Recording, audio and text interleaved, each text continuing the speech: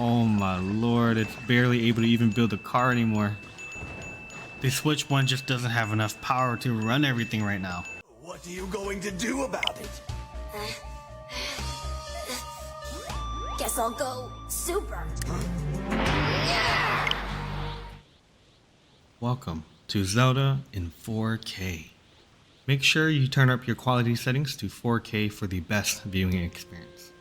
Today we're doing a super serious comparison of Zelda Tears of the Kingdom on Switch 1 versus Switch 2.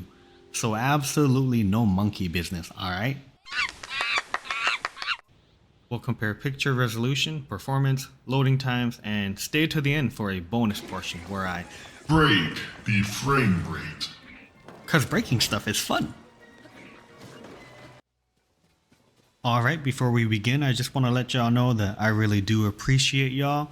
And if you're new here, make sure you like and subscribe, cause it'll put a smile on my face like this guy right here. Aww. And I was just kidding about being super serious. Let's have a good time while we break down this game, alright? Let's do this.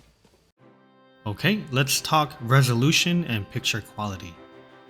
Here's both games side by side, but I want you to go ahead and take a guess which one is the Switch 2 footage.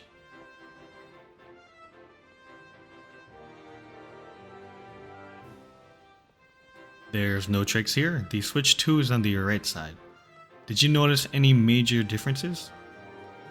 It might be a little hard to see the image quality on the go like this, so let's take a look at some screenshots and analyze them together. Here's Switch 1 and Switch 2.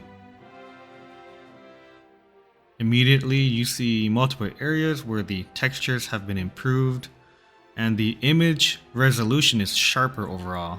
It's actually been increased natively by 156%, going from 900p to 1440p. The colors also have a much better contrast, as you can see, and I believe that's due to the new HDR output working with the higher resolution overall. Now if you take a look at the mountains in the back here, there's also a lot more detail as the draw distance has been increased. So now you can see a lot more details even if it's far away in the distance. I can see. I can see! Okay, let's speedrun another screenshot here. Here, Link has more details overall, the castle in the distance is more clear, colors pop more on the Switch 2, the NPCs look better in the distance, and oh my lord, this guy is jaggy. But overall, again, the Switch 2 image quality is miles ahead of the Switch 1. Even though it's the same game with the same art style, you can start to see the differences. Here's a live feed of Zora's Domain on Switch 1 and Switch 2.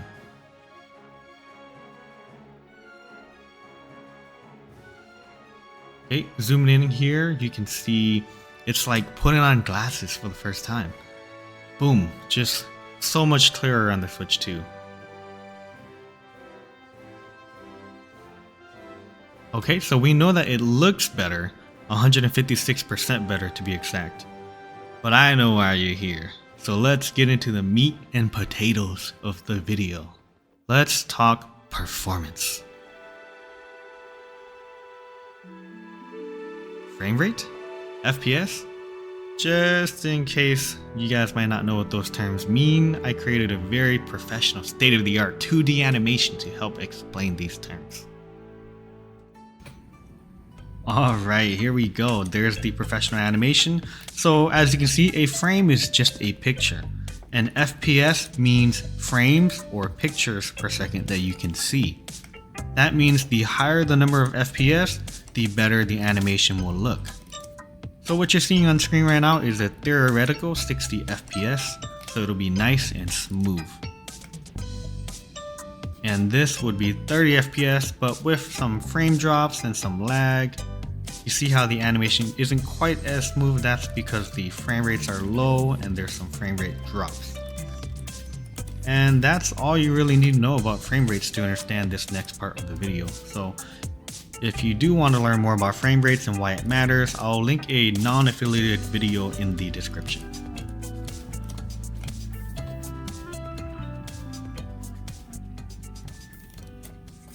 Alright, let's move on to the performance test. The Switch 1 targets 30 FPS. Now I don't have a fancy frame rate analysis toolkit, but I have something even better. My eyeballs.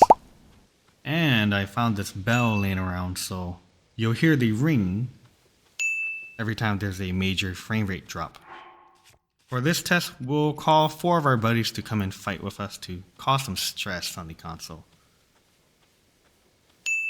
And immediately, there's our first drop.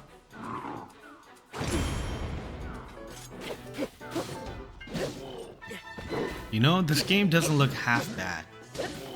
I think Nintendo was really smart to use this art style on a weaker system back in the day. Ow, missed parry there.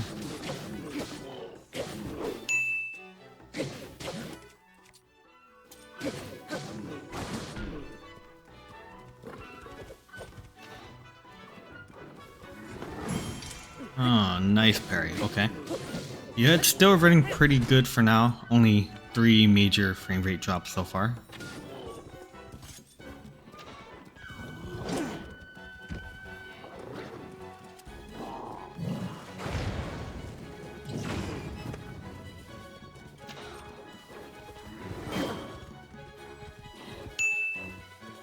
Ooh, there we go. Starting to see some drops now. And all the extra effects on screen is not helping the Switch 1 keep up in performance.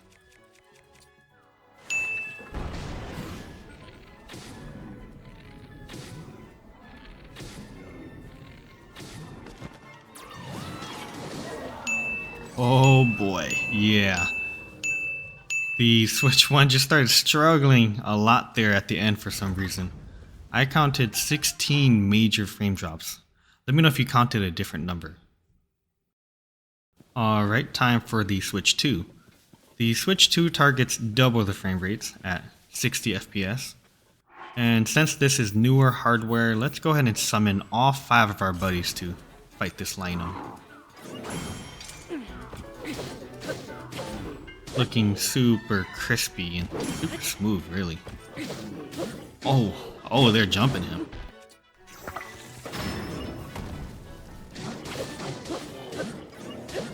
We've literally got him surrounded. Oh man, was it just me or was this fight a lot quicker? I counted 0 drop frames at all. Did you see any on your end? I think that we should try a harder test. Let's try The Korok Forest. notorious for tanking the Switch frame rate due to this guy, and that guy, and these guys, and that grass, all that foliage on the screen just causes the Switch to panic.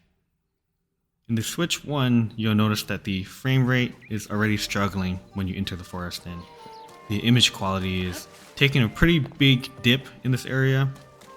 The details are pretty fuzzy due to the dynamic resolution, meaning that the picture resolution has to decrease quite a bit to help the Switch manage the game and run the game better. Here's the Switch 2, and wow, honestly, the colors are just so much richer, the details are sharper, and I didn't know that I needed glasses. Thanks, Nintendo.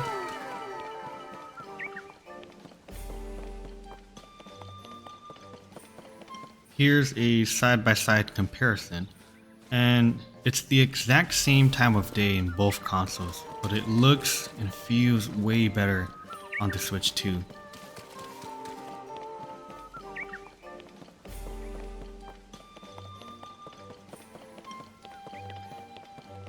As you may already know, Tears of the Kingdom is a massive, fully open world game with almost no loading times, besides at the startup and during fast travel. But essentially anything you can see in the distance, you can just go and check it out. That said, there are still some loading screens, so let's go ahead and compare those for both consoles. Okay, let's compare startup times from the home menu.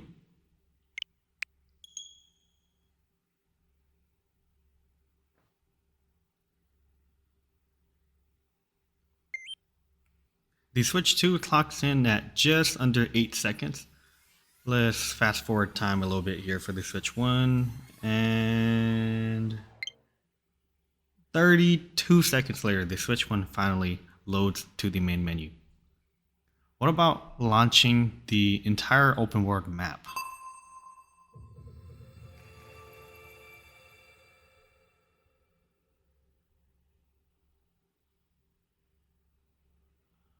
And again for the Switch 2, about 8 seconds and you're in.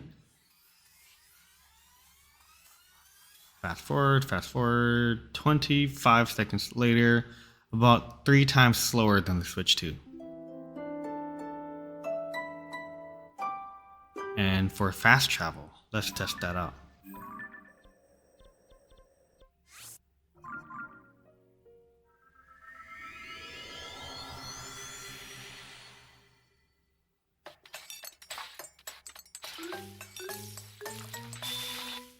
Okay, just 5 seconds later and the Switch 2 is ready to go wherever you want to go. We're just gonna let the Switch 1 load here while we move around a bit in the Switch 2 and explore.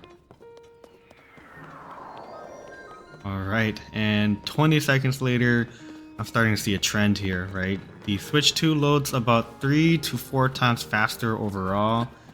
And that's especially impressive when you consider that it's also rendering everything in higher textures, higher resolutions, as well as double the frame rate.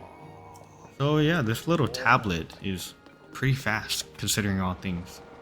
So to recap, the Switch 2 looks 156% better, runs at double the frame rate, and loads the game with all the new upgrades almost 4 times faster than the original game. But okay, alright, settle down. That's enough glazing for today, Nintendo, because you know what time it is. It's time to Break the frame rate. I wouldn't be too excited if I was you, Switch 1. You're up first. In this test, we're going to shove a bunch of fully animated NPCs fighting alongside Link and all of Link's buddies, and we're going to cause some chaos on the boat. Alright, let's build a water sprinkler here. Let's turn you on. Ouch. Oh yeah, the Switch 1 is already starting to break down. So yeah, let's add more chaos. How about a car with 8 wheels? Oh my lord, it's barely able to even build a car anymore. The Switch 1 just doesn't have enough power to run everything right now. It's over 9,000! Let's try to drive this thing. The frame rate's dropping like crazy right now. Do you guys see that? This feels horrible.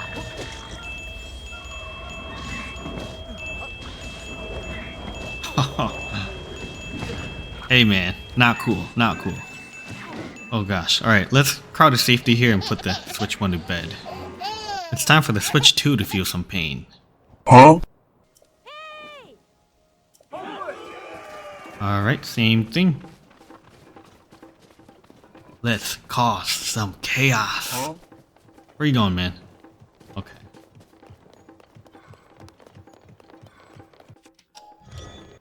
Okay, we're just gonna do the same thing we did earlier. Bring out our water sprinkler here. Turn it on. What the heck? Hey, it's running pretty good considering all things. Oh, it's pretty chaotic, but the frame rate is still holding up too good. Actually, let's build the car. Did you see that? Our first frame rate drop on the Switch 2. Yeah, and the frames are still dropping. Ouch. He just threw his friend at me. Let's add some sparkly arrows. Oops. I did not mean to hit you there, buddy. Sorry about that. Oh yeah, she's not doing too hot.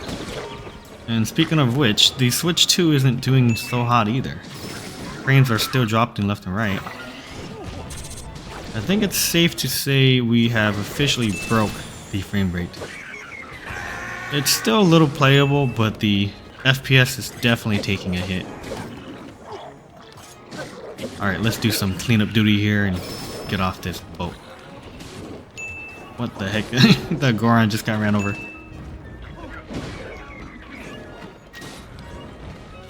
Alright, gonna cut forward a little bit here, and we had 10 major frame rate drops. We? Girl, you were away from all the chaos of the boat. But anyway, I'd say mission accomplished. We broke the Switch 2's frame rate, and all it took was 10 NPCs fighting alongside Link, a boat full of monsters and weapons, tons of barrels and interactable items, flashbangs fused with 5 arrows at once, one large automobile spinning water sprinkler, one large automobile car with 8 wheels, operating a vehicle while there's 20 NPCs plus characters on the screen, and having all of this take place on a large open world with almost no loading screens. That's all it took. The Switch 2 is so weak, that's all it took.